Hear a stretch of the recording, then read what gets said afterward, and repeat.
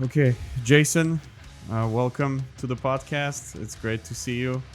Uh, Now, I have a question for you. How am I supposed to pronounce your like the rap nickname, My artist name, artist name? Yes, yeah, ECID. ECID.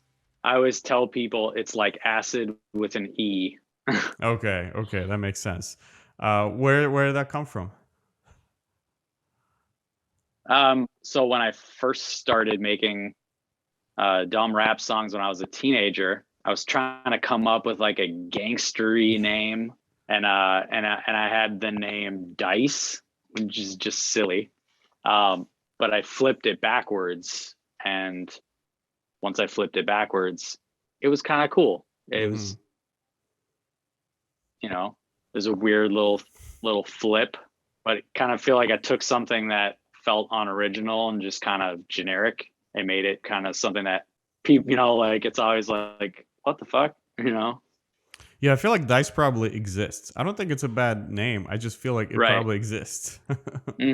Yeah, there's Dice Raw. There's definitely other dices. There's got to be probably a lot. So it's interesting, actually. Living in New York, you meet so many I don't want to say weird people, but at the end of the day, we are kind of weird living in the city. But Right. you meet them in a very strange ways, and then you find out they do rap or they do this and that. Like, I met you because you helped actually me several times to find apartments around New York City, which is like, Yeah. the constant struggle of New Yorker, right? Like, trying to get an out of a relationship or in a relationship, looking for a boyfriend, girlfriend, and trying to look Right. for an apartment and a job. Like that's the three things New Yorkers do. And then It's the hustle. it's the real hustle, yes. And then I found out that you actually do music, and you kind of, again, I don't want to speak for you, but like from my understanding, have kind of this like kind of core audience that like you and listen to you and like look out for your releases. How Yeah. did all this come about? And let's start from the beginning, actually. Before you Sure. got to New Sure. York, where did you start? Where you kind of where you grew up, and how'd you get into rap music or music Yeah. maybe in general? Tell me a little bit I mean, about that. so I grew up in Minnesota, raised by a single mom. I didn't have any siblings, but I like lived in like a little neighborhood where everyone was like the same age.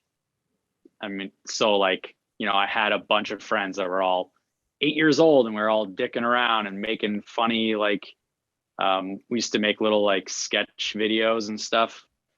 And, you know, from there, I feel like music hit me shortly after. I'm trying to figure out like where it really connected, because I think early in life I was super into like sketch comedy and movies, and I always feel like I would have gone that direction, but then I got really into hip hop when I was about, I think, 12. And from there I just became kind of immersed in the culture, and anything, everything, hip hop, I was like all about it. So I was like at the CD shop every week, Hmm. trying to find something else to melt my mind. And I just got super into it and started writing songs as early as, I want to say, 13 or 14. Stupid. I mean, they were silly, young, like the songs you make when you're that young, but it kind of, I was super into basketball and other things before that, but then it just, once I got into rap, it was a rap. It was I mean, well. Which it artists was crazy. particularly like inspired you? What are some first artists that you are still kind of like the gods or idols for you? To Yeah, I mean, it's weird. It's like Tupac and Nirvana was always a big one too, because I also grew up with that kind of music simultaneously. But definitely Tupac and Outkast were big early influences, in Ice Cube. You know, um, those were like the big ones when I was really young. And then as I got older and I got more into like, yeah, and the times changed, because I grew up in the mid 90s basically. And so by the early 2000s, you had not only like gangster rap and all of those forms. You had like this whole underground hip hop thing that happened that kind of started through tape trading and DIY touring and the beat or the rap battle scene. And I got really into a lot of that, which Eminem kind of came out of that atmosphere. And my friend, I was a fan of him before I was friends with him, but my friend Idea was part of that kind of wave, and Aesop Rock and LP, who started Run the Jewels. Like, you know, I got really into that stuff and felt like, oh, I could fit in that world because I really resonated with it. You know, a more creative kind of artistic path than just like what you thought at that time a rapper had to be like. Because when I was younger, I thought you had to be a certain way, like, oh, you got to be the dude with the chain and all that, you know, which is stupid, but that's what society says rap music is supposed to feel like, you know. But then artists, even Mos Def, you know, artists like that, when they came along, it was like, oh, you don't have to be this certain cliche version of anything. Well, I guess you know, as any art form, especially music, like it kind of evolves, right? But then Yeah, there's always like kind of purists slash like elitists who still think it yeah, has to be a certain way. What do you think right. about that in general in music? But you know, you can talk about rap particularly. Yeah, I mean, in general, I mean, I think it's dangerous to have that viewpoint. It's a really thin line because you always want to nurture like moving the ball forward. I don't know if that's really the best way to say it, but like you want to nurture evolution in any genre or style, whether that be art, music, whatever. Shit, even sports, you know, like people are always arguing who's the greatest basketball player of all time. And of course, in my mind, Michael Jordan is my guy, but everybody's going to have a different take on it, and everyone's going to evolve. You know, people in basketball, they evolved because of Michael Jordan. So like people learn from his skill set and they keep doing more things with it. And same as with rap, you know, every era of rappers are usually better technically even than the ones before it.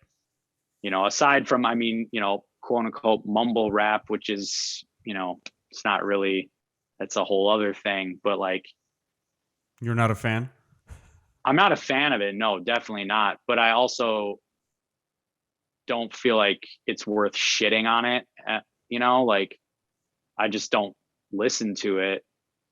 It's not my vibe, you know, like, but I also don't want to be a purist either. Like, I think that's stupid too. That's why it's like, if there's some new style that I'm not into, I'm not into it, but I'm not going to necessarily shit on it. Like, because someone always will do a dope version of it too, you know, like, so you need new things to steadily come around so other people can do versions of that new thing in a dope way and then just keep it moving.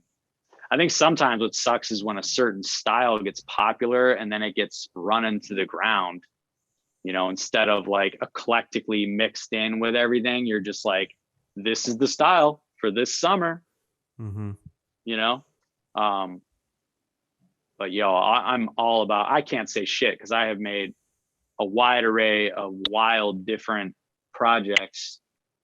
You know, so it's like, do whatever feels right, Yeah. you know? And I feel like sometimes some genres that kind of come and go, some new kind of styles that appear, they are Yeah. part of a transitional period too. So sometimes it's like really pushing it. You're like, what the hell is this? But then, you know, some more time passes and then you realize, oh, okay, it actually, bloomished into something else, right? That I actually enjoy Yeah. now.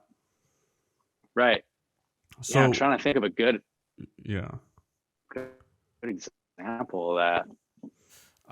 I definitely don't know what that would be in rap music. I feel like I might have an example in rock, but maybe not right now, and it probably wouldn't be a good example. But there is a lot of genres, even grunge, right? I feel like grunge Yeah. kind of evolved into alternative kind Yep. of, and then that Yeah. also was like a short-lived thing, and there was a bunch of these popular genres that slowly evolved into something else and something else and constantly did something new. But yeah, like I mean, I feel in like a good example. Oh, sorry. yeah, yeah. I was going to say a good example of that in rock might be like Black Sabbath, because Black Sabbath, when they came out, they didn't call it metal, but like because of the music they made, they inspired what became metal, and also probably like doom music, I right? Like agree. that's, I agree. that kind of, That's a like good example.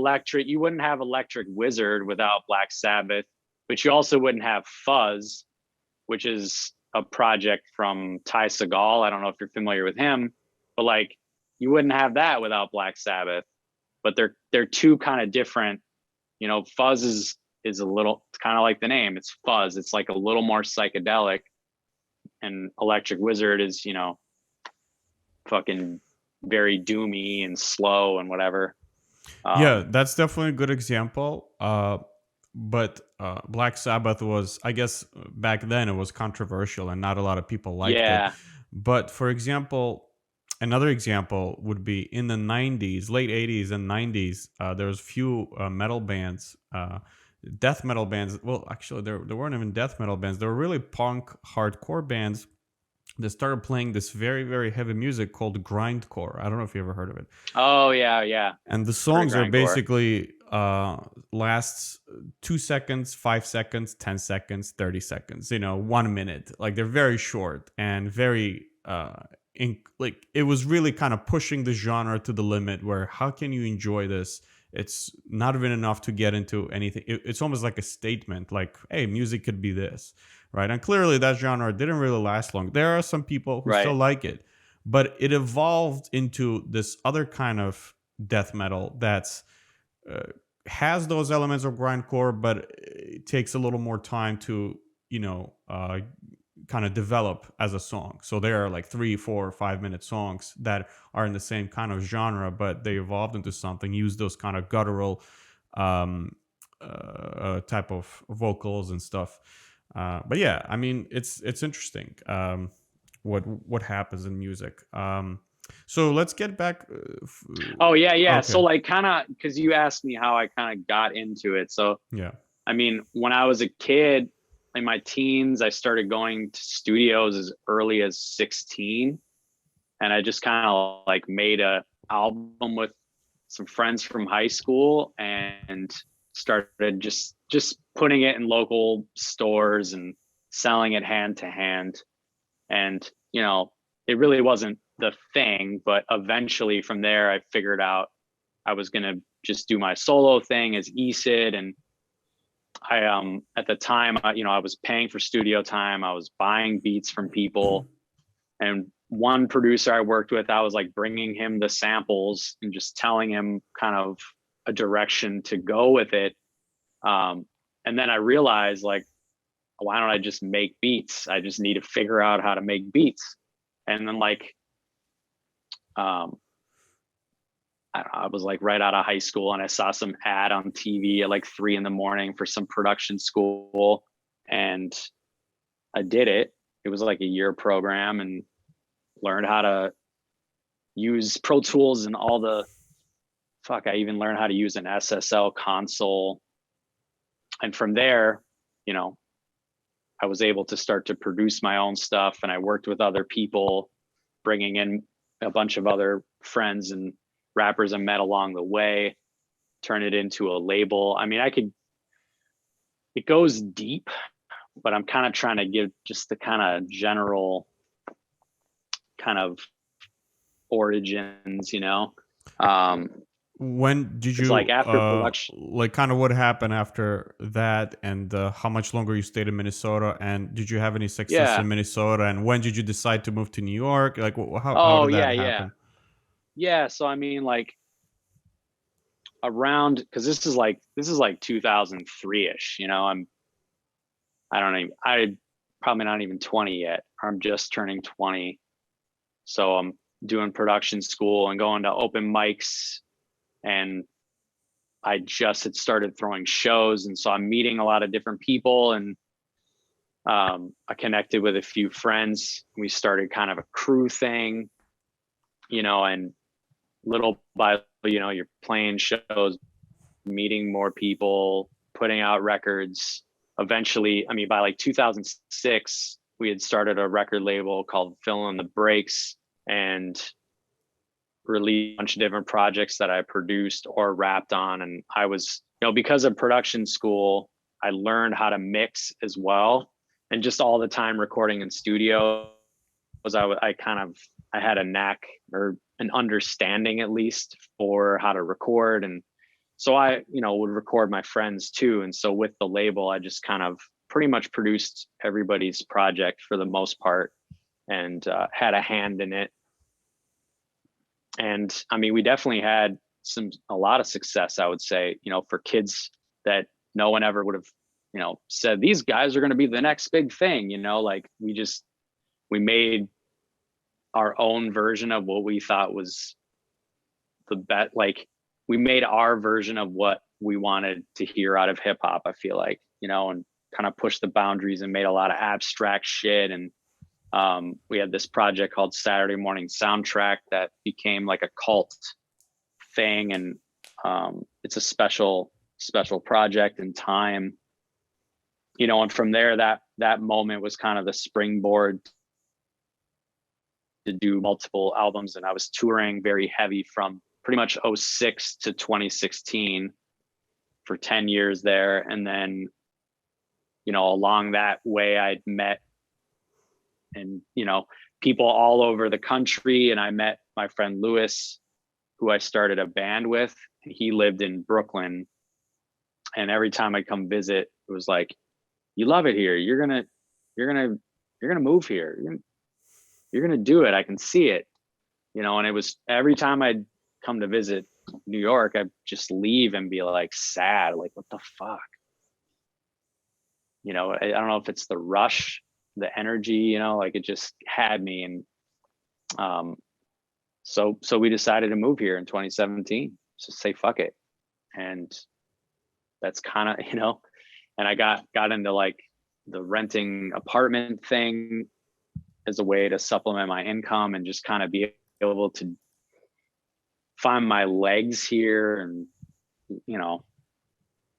so meet people. It's been a great way to kind of navigate New York, learn it, make a living, and also control my destiny with music. Cause I think all the years of running the label and just being so busy all the time, chasing the carrot, it was starting to like sour doing music full time. So I wanted to like step back and experiment, and like I learned the bass and just kind of dove more into music theory and having fun with it, trying to like demystify the dorkiness of like, oh, is that a perfect fifth?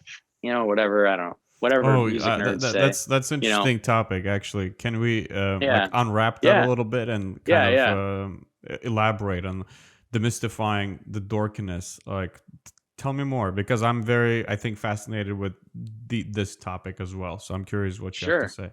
Yeah, well, I mean, I think being a hip hop kid and being really into sampling, there's, it's like, I mean, for sampling, sometimes the dopest beats are like a looped, one chord looped, that has like two little notes at the end of it that just make this cool little loop that is fire, and like there's like the music theory people that will get all bent out of shape about hip hop production and just like, not everything needs to be Mozart. But I think that's like how I felt as a kid, as a young artist about music theory. I just felt like it was almost like if I learned too much, I would get too rigid in my exploratory nature. Cause I wanted music I always took music as an intuitive thing. Cause we all know the bad notes natural, like you know when you hear a bad note. So I just always try to make stuff intuitively. But when I got to New York and I started meeting more people that were like session players and just people that were really serious musicians, I got sick of not understanding the language, like I took music theory classes and I always kind of struggled with some of the language because it just kind of went over my head. It just, the way they teach it, it felt like a bunch of boo boo boo. And I wanted to kind of get over that, and so I did that these last few years, and it's been liberating because now I'm still making the kind of music that I want to make and naturally make, but I understand the intention almost more, like I know how to like make a funky cool loop with my own playing bass and playing the keys or whatever. And I can do the same thing that I would do sampling myself. And so that's pretty dope. And now I hang out with a lot of my friends and we do talk on some dorky music theory shit, but it's kind of awesome. Interesting. And so when I was younger though, I definitely am like, fuck music theory. If I need somebody to play an instrument, I'll just get one of my friends that plays an instrument to do it. I don't know. I think it's just like, I don't know. Do you have anything to add to that? I probably could keep going, but no. I'm just, I was curious about that because it's very similar in black metal is what I really like. And the idea of black metal was it came out it started in the 90s in Norway, and it was kind of this, the goal was to break the norms of death metal, which was very technical. Like people who like death metal, they like the guitars and all this different kind of gear and like technicality of, like shredders, right? Guitar shredders who know how to play very well. And recording, the art of recording, how do you record with better, juicier sound. And then black metal came and they were like, let's get just one mic and record like as a live band on a shittiest mic, and we're going to be the most popular kids on the block. And they did. Their shtick was their ideology, right? They actually seemed to be scary, and it all kind of did become a cult because they were involved with actually church burnings. And it's kind of one of those unique genres, maybe the only times in music, maybe history, I don't know, don't quote me on that, but one of the only times where kind of artists crossed the line to the reality. They weren't just singing about it, they were actually taking action, right? And there were even some killings involved. It's crazy, and people were held accountable and went to prison and stuff. It's a whole another conversation, but I kind of always thought like what you find as losing you again. Okay. How about now? It's a little better. There we go. Now I got you again. Okay. Yeah. Oh, wait. Yep. It's basically I forgot my train of thought, but it's similar. Right. It's similar black to metal because it's similar to what you were saying. You kind of love the music, and here it is. I remember now. So, I was never obsessed with the gear. I was never obsessed with the guitar. I was never obsessed with the drums. I could give two shits about guitar and drums or any of that. I don't have this holy respect for a guitar, for a pick. Right. These are just tools that help me to create what I have in my head and then record it. These are purely tools. I always was kind of not ideologically of that opinion. I don't judge people who like shredding and they're really good at it, but I'm not like envious. I was maybe as a kid, I was confused. I didn't know the right way and the wrong way. I didn't know. But with time, this is what kind of I found out is there are things I like and things I don't like. And there's Mozart pieces that I don't like. And am I stupid for it? Maybe. You can call me that, but I don't like it. What are you going to do? Yeah. But yeah, that's kind of the idea behind it. I feel like there's definitely a lot of elitism and kind of purism, I guess, Yeah. these, and I don't like it. No. Yeah, I think there's it's a fine line, but I think at the end of the day, people always respond to raw music. I think that's why even the mumble rap stuff, it actually is in kind of line with this, where it's just their kids making music and they don't, it's just coming from a very innocent, almost immature place, but you know, you got to let them do it, because eventually they might really fucking kill it. Who knows? Like, Yeah, from what I see, I mean, like, they do, right? There's a new rapper every day I see, somebody's famous, right. and um, I guess they are successful at something. I don't know. One of the coolest thing about your music that I always notice is I love your music videos. And I'm a Oh, right. filmmaker. That's kind of my main thing. And I always not blame. It's a very harsh word, but I generally don't like metal music videos on except literally a few bands. But generally, they just record themselves in a in some warehouse playing and Yeah. screaming into the mic and Like a holding the mic. church. Yeah, at a church, cupping the mic like that, holding it like this, holding it like that, like really looking like scary. And my favorite music videos are always kind of that tell a story. It doesn't have to be pretentious or Yeah. abstract, right? I'm not even saying that, oh, I like high art. No, but Right. give me a little more. Right. Give me a little bit more. And your music videos were fascinating to me. That's Yeah, what for gripped sure. me. So where does that come from? You now mentioned that you were interested in films, but tell me a little more. And are you usually the man behind the idea, or you have a Yeah. director / filmmaker who you work with? It's a little bit of both. Some videos I get an idea and I'm like, let's go with this.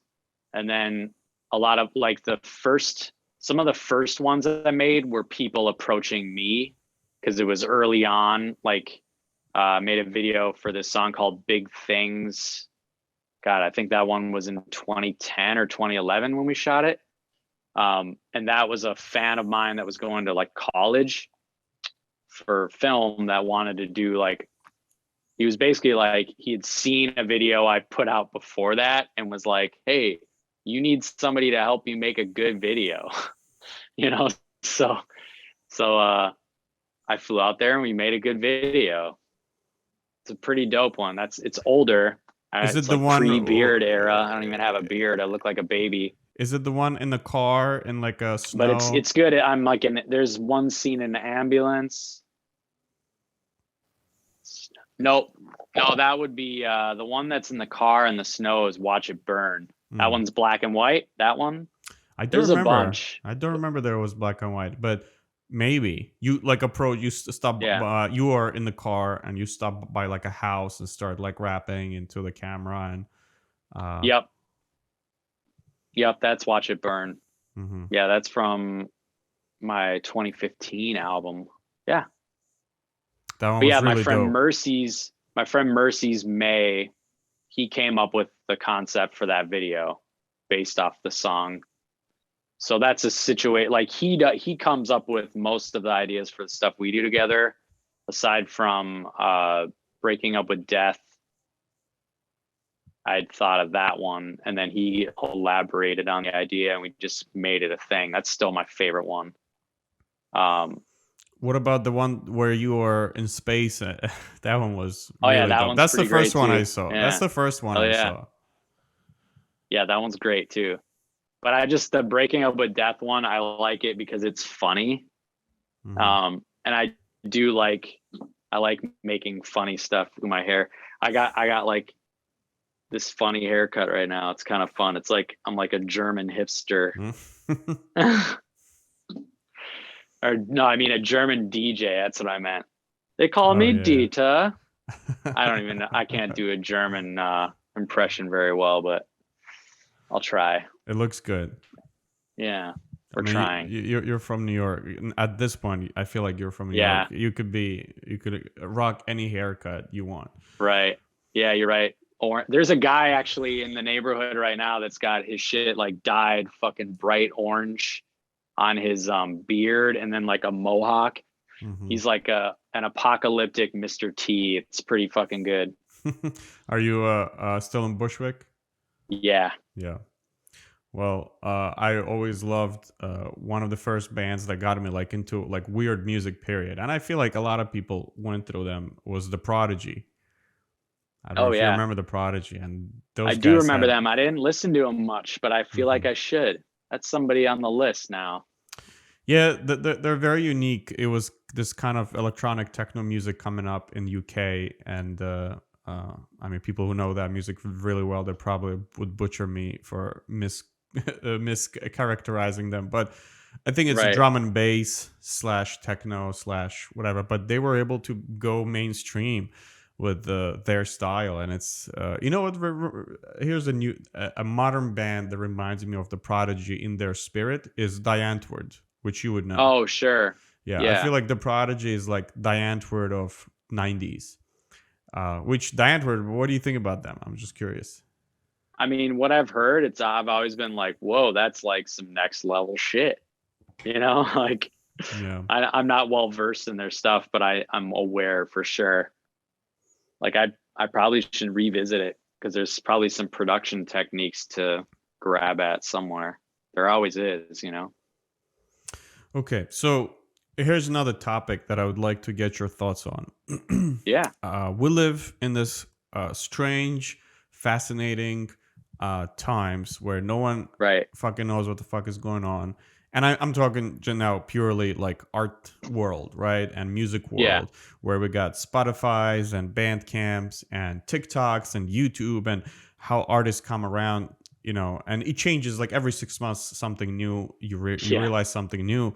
Like I saw this guy on TikTok who comes to the screen, gives you like advice, like something Kane, like a little corny, but kind of fun. This young kid, he's like probably like 25, gives you like tips on life, literally, just that philosophical shit while eating fruit, right? And he has like a 1.5 million followers. Simultaneously, he makes music. And he's like, Huh. well, if you like my stuff, you like my, come check out my music. And he does like this weird synth pop kind of stuff.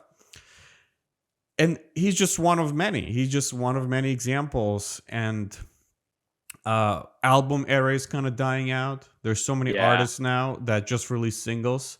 I don't know. Does Billie Eilish have an album? Like Yeah, she does. she She does, but does. I'm But pretty yeah, sure I know what there's you're some saying. people like them, like her, and maybe even rap artists that just still do singles because back in the day, the idea of an album it wasn't until like Pink Floyd probably that realized that an album could be a whole story, right? Before that, Yeah. it was really just like it was cheaper because oh, Right. why we have to rent a studio? It costs $100 per song, but if we record everything at the same time, we have 10 songs. It might cost us only $600 to do it. So that's all it was initially. Now we don't even need an album technically because I can record music right now. Me and you can record music right Right. now. Like we don't Right. even have to be in the same And then room. We just can release it. exactly in 5 seconds using like DistroKid or whatever. You know, you will be everywhere available. It's this bizarre world where there's this oversaturation of market, oversaturation of music. Yet some small artists from Malaysia can come out and be kind of successful because if they make even $300 a month from Bandcamp, that's enough to live over there. You know what I mean? Oh, It's right. Shit. so things like that. Like it's so strange and so interesting. And there's like for you, you know, it's not worth doing music for $300 a month. But some kid in Yeah. again, even from my country, it's worth for them doing and having like 10 $20,000 20,000 followers on like or listeners on Spotify is like enough to survive. So they put all of their Right. time and effort to this. I mean, you know what I'm talking about, basically. But what do Yeah. you think? What are your thoughts? How do we navigate this? What do we do? Do we adapt? I mean, I make music. It's more like a lot less as a main Yeah. my goal. It's more like as a hobby.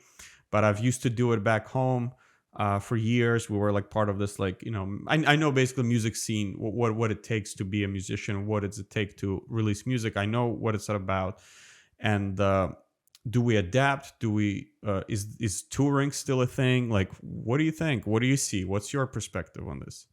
I mean, I feel like obviously more than ever, the world is digitized, and like we're kind of having to, obviously, to answer your question, we have to adapt because that's really the only choice, because human evolution, like, you don't really go backwards. So I mean, it's just like when, I mean, I've been releasing music long enough to know what it was like when everybody bought CDs and then everybody stopped buying CDs for the most part, and vinyl came back, and or like buying downloads on iTunes was a thing. And I feel like it really changed, obviously, like with Spotify, over the last 6, 7, 8 years, where, you know, for a while it was stabilized after the Napster thing and people were buying downloads. And then, physical media was every year going lower, but then vinyl was coming back. And so there was this model kind of starting of buying downloads in the vinyl. And then it kind of changed to now it's just streaming and vinyl. But then now vinyl is getting more expensive and delayed, and it's harder to, like it took me 7, 8 months to get vinyl for my new record printed, because there's like a big backlog from just pent up demand. All the majors are printing vinyl. So, that's a factor. But do you not make vinyl in this era when people want something to collect, and vinyl is kind of the more popular of all the media forms as far as collectability? But I don't know. I mean, it's like you have to be at a certain, I don't want to say level, but just, you need some people that support you to buy the vinyl. So that's always a trick. It's like you're better off if you're a small artist, probably trying to collaborate with a label that either does vinyl runs or releases cassettes, because cassettes are much cheaper to print. So I mean, all that to say, I think, in this day and age, it's really important to have merch to sell. Like, if people are excited about your music, they want to support you, so you need to give them something that they can purchase to support you. Like, streaming just isn't enough. There's no relationship there. You just listen to it on your phone, whatever. But that's one thing I love about selling music direct to fans. I'll autograph stuff for people. I'll put funny notes on some stuff, and like, you can give that personal touch with your fans, because that's another part of the new landscape, is like, it's more important for you to like connect with your fans and the people that fuck with your shit than anything. Like, press doesn't matter anymore. I mean, shit, I was in Huffington Post for one of my albums, and that didn't do shit. It just makes you look good, but it's not, that's not what translates to, music, like someone really fucking with your music. Like, I think it's more important to actually, kind of what you're saying with singles, is just to kind of give people new stuff, keep releasing music.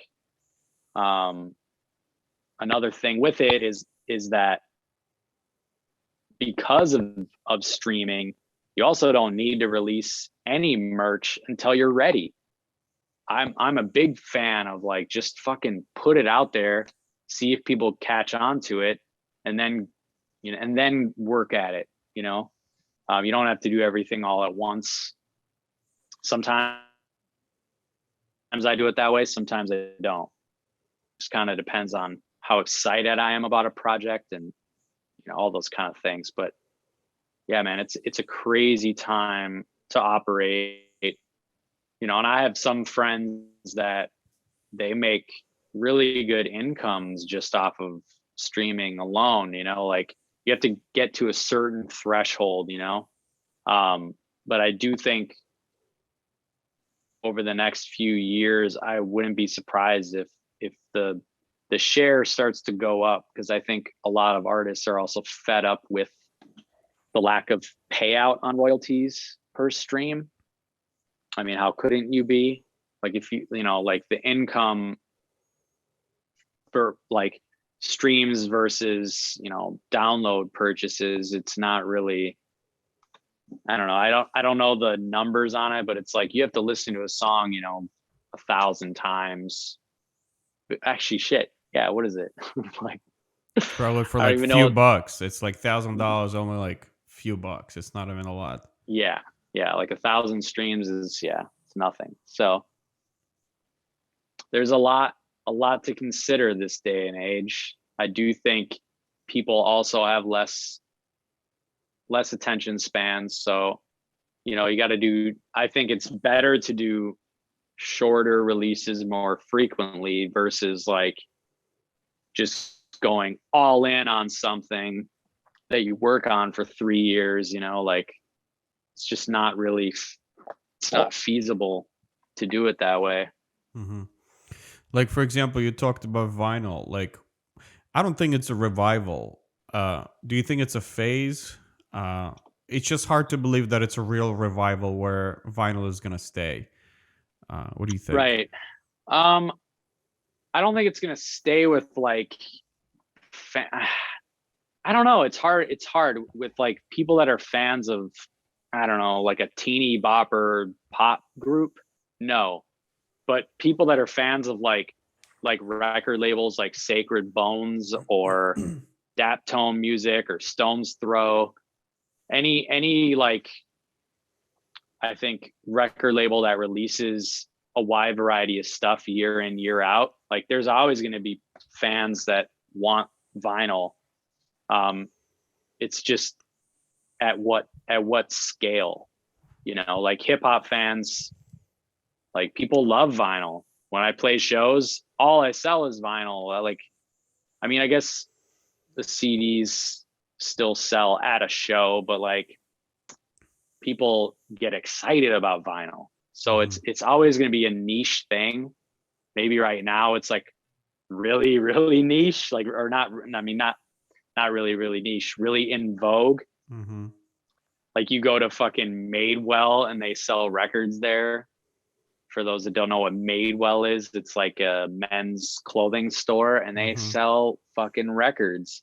And Yeah, what's that makes crazy is sense. in Brooklyn, they're one of the only places to get like new vinyl now, aside from like Academy. But Academy doesn't even carry like all, they don't carry everything.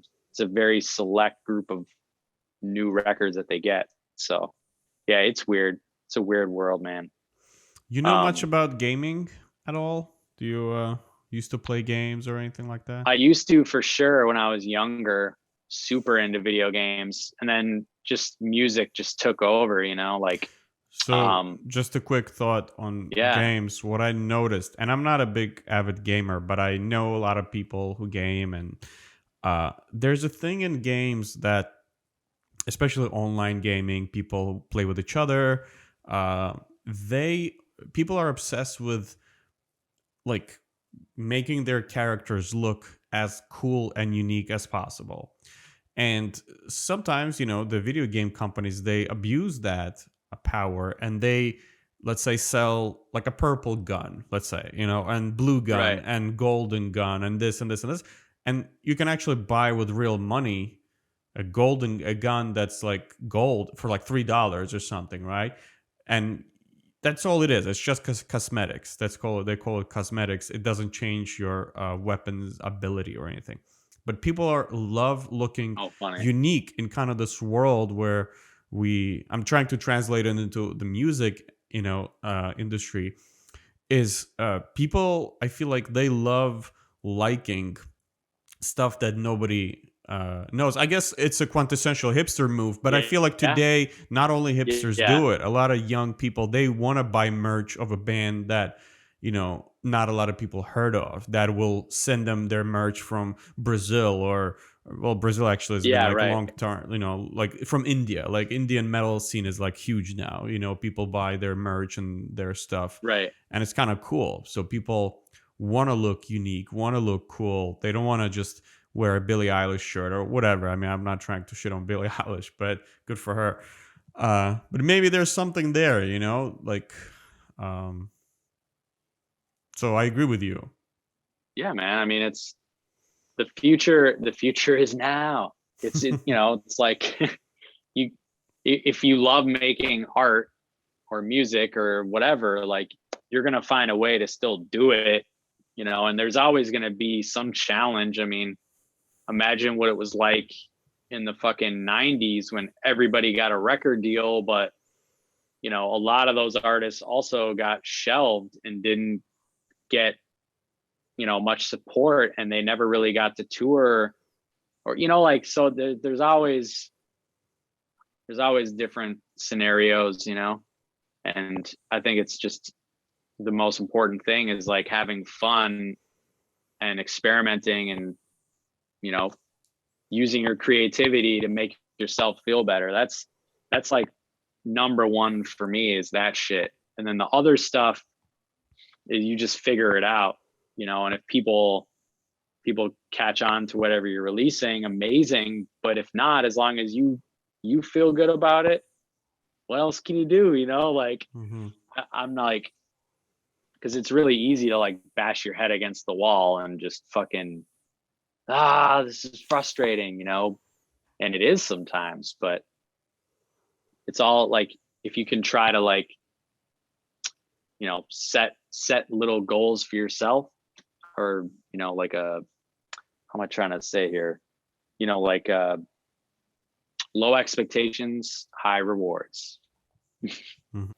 What would you say is like a overall uh, theme, lyrical theme of ECID? What are you trying to think about when you kind of make your music? What does it mean to you? I'm just curious as an artist.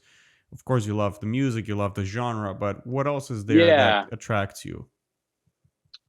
I think a lot of it for me is, it's, you know, overall, like some of my stuff, I'm writing, how do I get this to kind of make the most sense? Um, hold on one second. Let me sip some water.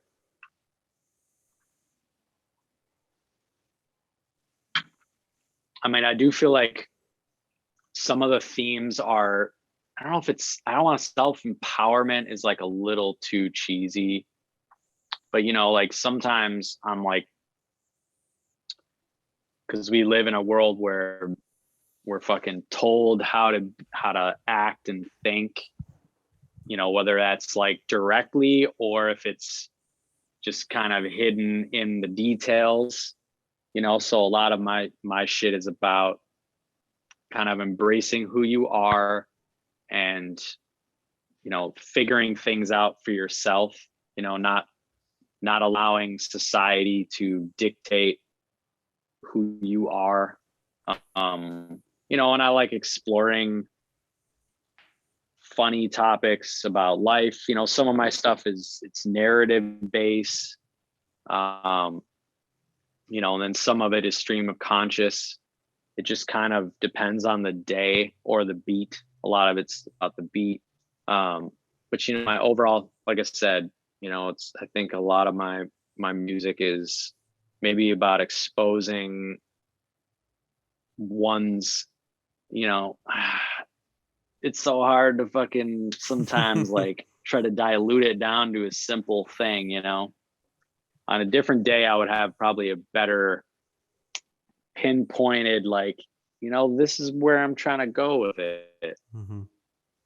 But I think a lot of it is just exploring humanity and, you know, trying to figure it out one song at a time. Like, you know, and some of my stuff is topical based on what's happening in the world.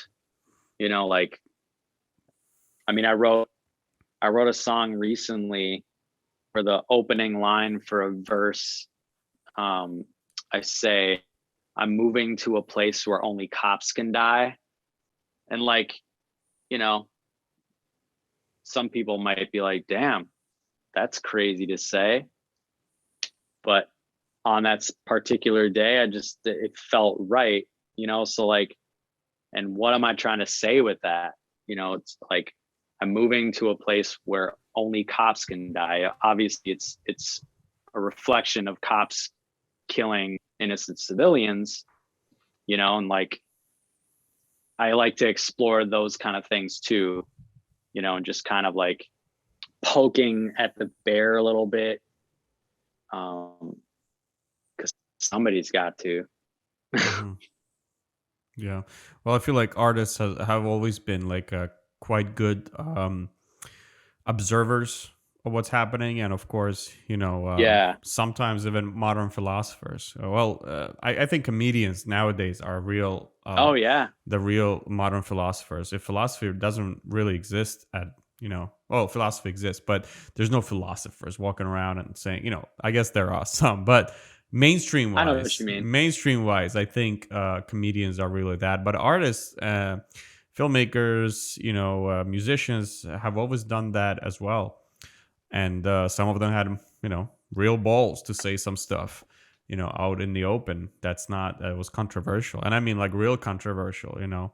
Yeah. um Yeah, like I wrote a song when I was younger, a notable song from my catalog. It's a song called Ahmoud Salam, and I wrote it after nine. It was, a couple of years after 9/11, but at that time, I this is when I was younger and I was living in kind of a suburban area where it was pretty much all white people and, people from America, and they had a very ignorant and, dare I say, racist kind of attitude towards, anyone that was, from a potential, like wherever, Afghanistan or anywhere, any Arab countries, and so I kind of wrote a song empathizing with people that were fleeing these war-torn countries to come to America for the American dream. And it's just like a critique on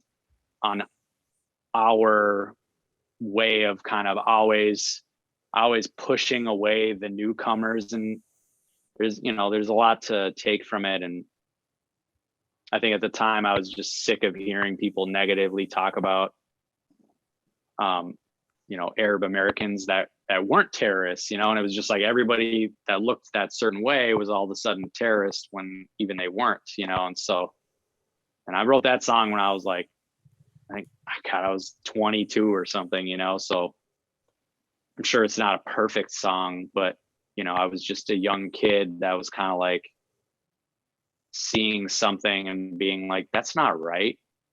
Like, I hope that makes sense. yeah, I mean, that was kind of your reflection on the world, on the community you were surrounded by, and I feel like if you're an artist, you're good. Yeah. Yeah. Yeah. And Right.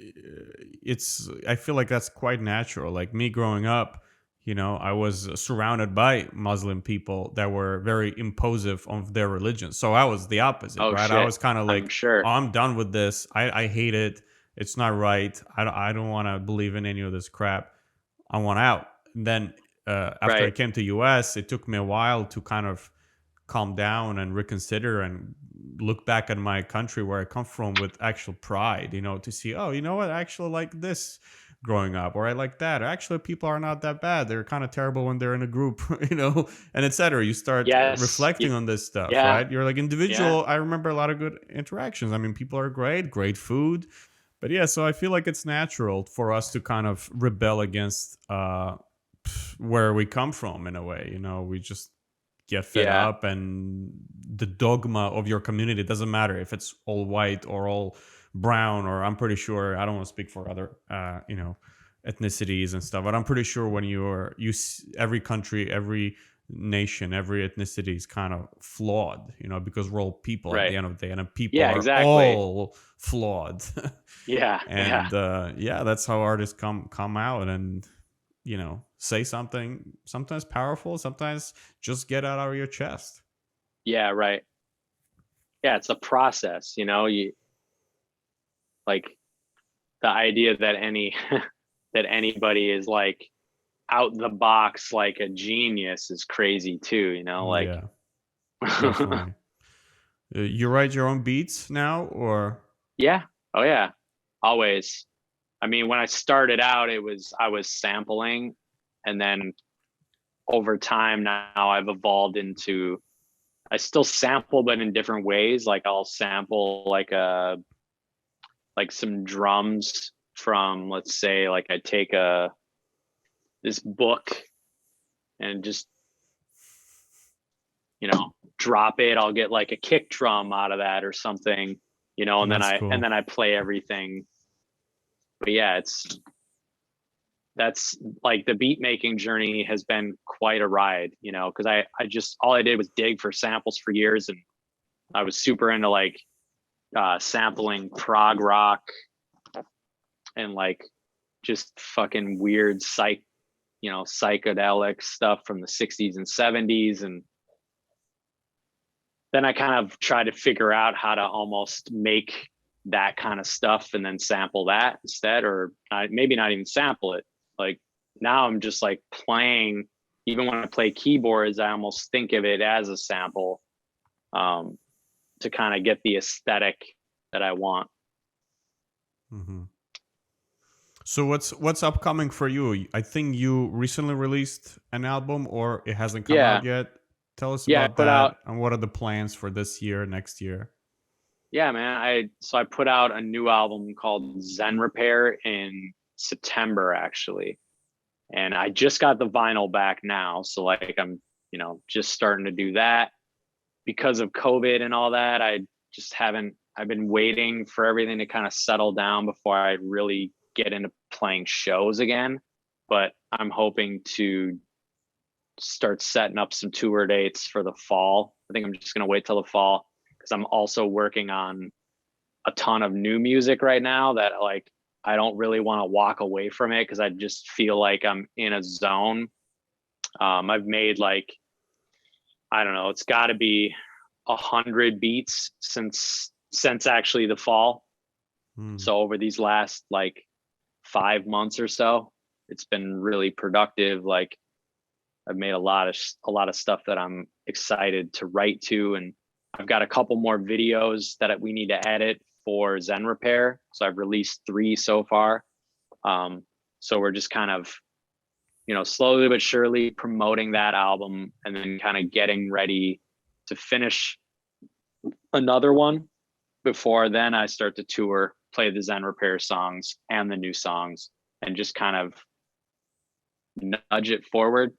you know, I'm Hmm. also working on songs with an old friend of mine, Jordan Miche. Um, he's he's in another state. He's in Utah right now, but we're just kind of sending stuff back and forth. I actually have to write a bunch of verses for songs with him. So there's a lot of fun like stuff I'm working on. Um, so I think the next 2 years, I'll feel like my old self again, which would be cool. Well, if Wow. people listening want to find you, could you tell us? I'll definitely put some links down, but if you could tell us where can they find your music, your merch, tell me about that. Yeah, man. Easiest way to find me would probably be my Bandcamp, ecid.bandcamp.com.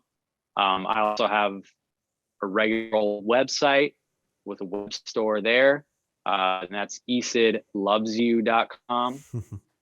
Um, yeah, those are probably the 2 easiest ways to find me. I'm on Spotify and all that stuff.